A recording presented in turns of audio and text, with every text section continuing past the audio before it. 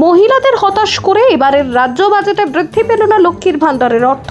তবে রাজ্য সরকারি কর্মচারীদের ডিএ বাড়ল 4%। দেউচা পাচামি নিয়েও আশার কথা শোনালেন মুখ্যমন্ত্রী। দেউচা পাচামিতে অনেক ছেলে মেয়ের কর্মসংস্থান হবে। সেখান থেকে যে কয়লা উত্তোলন হয় তা আগামী 100 বছর বিদ্যুৎ সরবরাহে কাজে লাগবে। ফলে আগামীতে সস্তা হতে পারে বিদ্যুৎ। আগামী বছর বিধানসভা নির্বাচনের আগে তৃতীয় মমতা সরকারের শেষ পূর্ণাঙ্গ বাজেটের দিকেই নজর ছিল সব পক্ষের। সময়ে নির্বাচন হলে 2026 সালের মার্চ এপ্রিল মাসে বাংলায় বিধানসভা ভোট হওয়ার কথা। অর্থাৎ 26 সালের ফেব্রুয়ারিতে আর পূর্ণাঙ্গ বাজেট ঘোষণা করতে পারবে না মমতা বন্দ্যোপাধ্যায় সরকার। এদিন সেই বাজেট থেকেই উপহারের ঝুড়ি খুললেন মমতা। একের পর এক বড় ঘোষণা করা হলো। মূলত এবারের বাজেট ভোট বাজেট বলেই মনে করছে বিশেষজ্ঞ মহল। তাই এবারের বাজেট থেকে প্রত্যাশাও ছিল অনেকটাই। মুখ্যমন্ত্রী এই বিষয়ে জানান, বাংলার বাড়ি প্রকল্পের প্রথম পর্যায়ে 7,200 কোটি টাকা বরাদ্দ হয়েছে। আগামী দিনে আরও 16 লক্ষ পরিবার এই সুবিধা পাবে। সেজন্য ব্যয় বরাদ্দ করা হয়েছে 9,600 কোটি টাকা। পরিবেশ বিভাগের জন্য 107 কোটি টাকা ব্যয় বরাদ্দের প্রস্তাব। বন বিভাগের জন্য 1,000 কোটি টাকা ব্যয় বরাদ্দ। শস্য বীমা যোজনায় 1 কোটি 12 লক্ষ কৃষকের মধ্যে প্রায় 3,500 কোটি টাকা বিতরণও করা হয়েছে।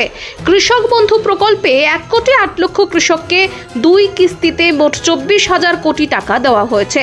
কৃষিজ বিপণন বিভাগের জন্য 826 কোটি টাকা ব্যয় বরাদ্দের প্রস্তাব। কৃষি বিভাগের জন্য 10,000 কোটি টাকা ব্যয় বরাদ্দের প্রস্তাব। স্বাস্থ্য সাথী প্রকল্পের আওতায় 2 কোটি 45 লক্ষ পরিবার সুবিধা পেয়েছে। 85 লক্ষের বেশি রোগীকে চিকিৎসা পরিষেবা দিতে ব্যয় হয়েছে 11,000 কোটি টাকারও বেশি। গত 13 বছরে রাজ্যে বিশ্ববিদ্যালয়ের সংখ্যা 12 থেকে বেড়ে 42টি হয়েছে।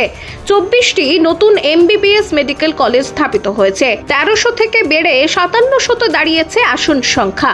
42টি নতুন সুপার স্পেশালিটি হসপিটাল তৈরি করা হয়েছে। সরকারি হাসপাতালের শয্যার সংখ্যা 57,000 থেকে বেড়ে দাঁড়িয়েছে 98,000-এ। সবুজ সাথী প্রকল্পে ব্যয় হয়েছে 4,600 কোটি টাকা। উপকৃত 1 কোটি 26 লক্ষ ছাত্রছাত্রী। ঐক্যশ্রী প্রকল্পের ব্যয় 4,100 কোটি টাকা। উপকৃত 4 কোটি ছাত্রছাত্রী। শিক্ষাশ্রীতে খরচ 810 কোটি টাকা। উপকৃত হয়েছে 1 কোটি 4 লক্ষ শিক্ষার্থী। বাংলার বাড়ি প্রকল্পে অতিরিক্ত 16 লক্ষ উপভোক্তার বাড়ির জন্য 9,600 কোটি টাকা বরাদ্দ করা হলো। আরও 350টি সুফল বাংলা স্টল তৈরি করা হবে। বরাদ্দ 200 কোটি। পথশ্রী প্রকল্পের জন্য বরাদ্দ 1,500 কোটি টাকা। বিশ্বের দ্বিতীয় বৃহত্তম কয়লা ব্লক দেউচা পাচামি। এখানে ব্যাসল্ট মাইনিং এর কাজ শুরু হয়ে গেছে। আশা ও অঙ্গনওয়াড়ি কর্মীদের মোবাইল দিতে আরও 200 কোটি টাকা বরাদ্দের প্রস্তাব। রাজ্য বাজেটে নতুন প্রকল্প নদী বন্ধন ঘোষণা করা হলো। এই প্রকল্পে 200 কোটি টাকা বরাদ্দের প্রস্তাব। নতুন বেসিক পের ওপরে 14% ডিএ দেওয়া হয়েছে। এরপরেও আরও 4% বাড়িয়ে ডিএর হার 18% করার সিদ্ধান্ত নেওয়া হয়েছে, যা 1 এপ্রিল 2025 থেকে কার্যকর করা হবে। উত্তরবঙ্গের উন্নয়নে 866.26 কোটি টাকা বরাদ্দ করার প্রস্তাব। পশ্চিমাঞ্চল উন্নয়নে 756.80 কোটি টাকা বরাদ্দ করার প্রস্তাব। ঘাটার মাস্টার প্ল্যানের জন্য 500 কোটি টাকা বরাদ্দের প্রস্তাব। এছাড়াও নদীর ভাঙন রোধে 200 কোটি টাকা বরাদ্দ। বিশ্ব বাণিজ্য সম্মেলনে প্রায় 4 লক্ষ কোটি টাকা বিনিয়োগের প্রস্তাব এসেছে ও 212টি নতুন মৌ চুক্তি স্বাক্ষরিত হয়েছে।